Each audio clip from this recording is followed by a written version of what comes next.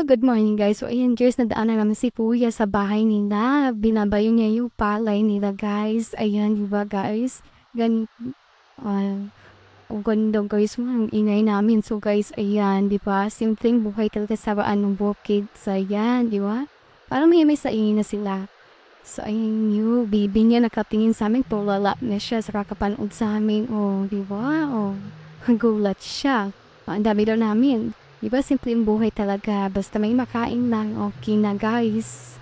So, basta may pari talaga, ulam na lang problema guys. So, ayan, tapos na si kuya, mabayulinisan niya yan. So, diba, o para masaing lang yan, diba, ulam na lang kulang. Guys, sipag ni kuya guys, diba? O, din pag may pamilya na. So, pag may tanim, may aanihin ka talaga. So, ayan, diba? Nilinisan na yan ni kuya para mamaya sa inin na lang nila. Kami naman nagpadaan